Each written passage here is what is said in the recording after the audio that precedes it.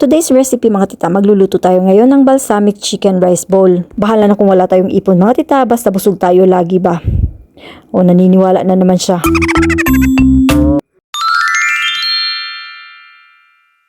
Requirements dito ang black vinegar mga tita. Kung wala kang ganito, huwag ka nang magluto ha. Balsamic vinegar or black vinegar ang gamit ko dito mga tita para sa ating pang-marination ba. Ayaw pagbuot ka, daghan kami kwarta. Sa bowl nyo mga tita, maglagay kayo ng black vinegar. Tapos maglagay din kayo ng mensuyo. Kung hindi nyo alam yung mensuyo mga tita, hanapin nyo lang sa internet kasi nakakapagod mag-explain. Lagyan natin siya ngayon ng basil powder at oregano powder mga tita para mawala-wala yung ubo nyo. By the way mga tita no, yung oregano bitaw no, kayo yung iniinom namin ng mga bata pa kami patagal sa ubo. Maglagay din tayo ng konting sugar dyan mga tita, pampasmooth ng lasa dun sa ating black vinegar ba. Tapos maglagay tayo ng Japanese cooking sake. Mix lang natin siya mga tita hanggang sa matunaw yung sugar mo kasi yan yung pamarinate natin dun sa chicken mo. Ngayon ang gamit ko dito mga tita is chicken thighs. Maganda tayo ng chicken thighs mga tita at ikakat natin siya ayon sa bite size natin. Kung malalaki ang bite na gusto mo, depende sa'yo. Kung masiba ka, depende sa'yo mga tita kung gaano kalaki ang gusto mo. Dati masiba din ako mga tita, nagbagong buhay lang kaya ganitong cut lang ang gusto ko, maliliit lang siya. Yung pinakauna ko kasi itong ginawa mga tita, malalaki ang hiwa niya, hindi masyadong masarap pa, kaya nililitan ko yung hiwa niya, ay naku sumarap talaga. Tapos ibabad na natin dyan siya sa marination natin mga tita, ibabad natin at least mga 1 hour ba. At dahil nga 1 hour lang natin siya ibababad mga tita, wag mo na ulit siyang ilagay sa ref. Mas masarap ang chicken mga tita kung hindi siya malamig kapag niluluto mo. At habang maghihintay tayo ng 1 oras dyan mga tita, papakita ko na muna sa inyo ang mga ricados. Yan yung pang marinate lang natin mga tita. Malalaman mo mamaya kung gaano kasarap kung tatapusin mo ang video na to at malalaman mo yung mga ibang ricados dito. Ngayon maghanda tayo ng leeks mga tita. Yung leeks mga tita para siyang spring onions na malalaki at yung avocado. Yung avocado ko pala mga tita, mga 1 taon na yan sa ref namin kaya gagamitin ko na. Parang tinutubuan na siya ng mga ugat-ugat mga tita. Carry pa ba to? Bahala na si Batman. Tapos, hiwain lang natin yan siya ng bite size lang din mga tita. Depende din sa sizes na gusto mo. Ito naman paghiwa ko ng avocado mga tita. Depende sa mood ko. Minsan dice siya, minsan ganyan siya. Minsan naman mga tita, sinicircle-circle ko siya. Set aside natin yan siya mga tita. Tapos, pinahirin ko ng kitchen paper yung chopping board ko. Kaso baka mabash ako mga tita. Kaya hinugasan ko na lang siya. Nag-effort ako mga tita para dito sa video ko. Palakpakan nyo naman ako. Pero kung ako lang mga tita, walang camera, ay naku hindi na, ganun na lang siya. At ito na pala yung leeks natin mga tita, hinuhugasan ko na siya, piniprepare ko na ahead of time talaga mga tita para hindi na ako mahirapan ba. Hihiwain lang natin siya ng paslant mga tita, tapos paghihiwalay natin yan siya, yung ano niya, yung puti niya, tsaka yung yellow, nakikita nyo yan mga tita. Dali, panoorin mo yung video ko para makita nyo kasi ang hirap-hirap i-explain ba. Yung gitna ng leeks nyo mga tita is yellow ang kulay niya. Hindi natin gagamitin yun. Yung mga puti lang ang gagamitin mga tita at yung medyo dahon-dahon niya na kulay green. Ayan, ganito dapat yan siya. Dapat magkahiwalay yan sila. Yung green at yung puti lang ang gagamitin natin. Tapos yung yellow, itago nyo na lang yan mga tita. Gagamitin natin yan sa ibang mga bagay-bagay ba. Set aside natin yung gagamitin natin mga tita at yung yellow part natin itago natin sa ref. Mamaya ilalagay natin yan sa sabaw. And oh sorry din pala mga tita, ito palang leeks mo at itong avocado mo para masarap siya. Ibalot natin siya mga tita at i-chill lang natin siya doon sa ref para mamaya masarap pagkain mo ba.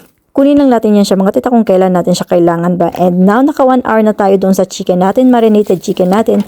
Tatanggalin na natin sa ref yung sibuyas natin at yung avocado. By the way mga tita, may sinaing na ba kayo? Baka kasi nakalimutan nyo, kailangan pa naman natin dito ng kanin. So let's prepare na mga tita, ihahanda na natin lahat ng mga gagamitin natin. Magsalang ka ngayon ng kawali mga tita and olive oil ang gamit ko mga tita kasi nga sa sinasabi ko sa inyo marami nga kaming pera diba?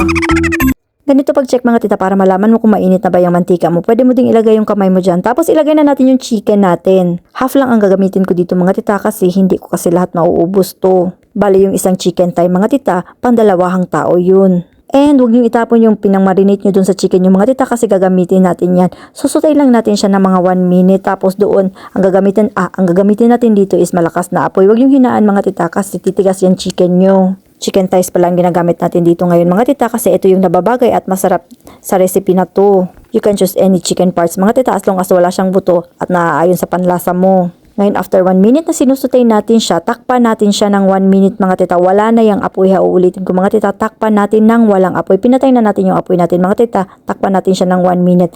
At habang tinatakpan natin yung chicken natin ng 1 minute, maghanda na tayo ng rice natin. Pababaw mo lang dyan sa rice mo mga tita, yung avocado mo at yung leeks mo. Mas maraming leeks at mas maraming avocado mga tita, masarap siya. Masarap talaga mga tita kapag sobra-sobra pero nasa huli talaga ang pagsisisi ba. Hugot atiendes? Magtira pala kayo ng space mga tita para sa chicken nyo dyan sa ibabaw ng kanin nyo. Ipapatong din natin siya Tapos nakatapos na tayo ng 1 minute mga tita. Ngayon kukunin natin yung takip niya. Tapos isa-set aside natin yung chicken natin. Huwag nyo nang hugasan yung kawali nyo. Ganyan lang siya. Kunin mo yung sabaw ng pinang-marinate mo mga tita. Yun yung panlasa natin dun sa chicken na sinusutay natin kanina. Tapos lagyan natin siya ng ketchup, maple at soy sauce. Kung wala kayong maple mga tita, pwede kayong maglagay ng honey dyan. At kung wala talaga kayong honey mga tita, pwedeng asukal ang gagamitin mo. At kung wala talaga kayong asukal mga tita, tumigil ka na. Saka natin sindihan yung apoy natin mga tita. Tapos papakuluan lang natin yan siya hanggang sa magiging sticky ba.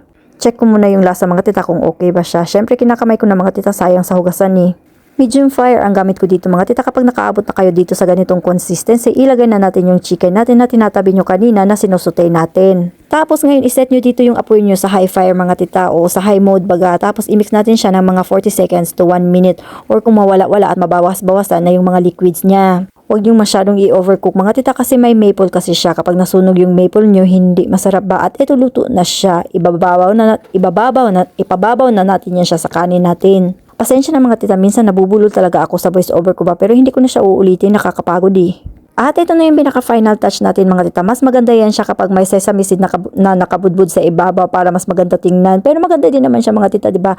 At masarap pa, nakakatakam talaga. Thank you for watching my video mga tita. Sana magustuhan nyo ang recipe ko na to. By the way mga tita, yung pangalan ng recipe na to mga tita, hindi din ako masyadong sigurado. Akin lang din na recipe kasi ito mga tita. Kung ano lang yung mga ginamit ko, yun lang yung pinangalan ko. Kung may idea kayo at kung may alam kayo kung ano ipangalan ko dito mga tita, i-comment nyo lang para mapalitan natin yung pangalan niya para magkaroon talaga siya ng sarili niyang name ba.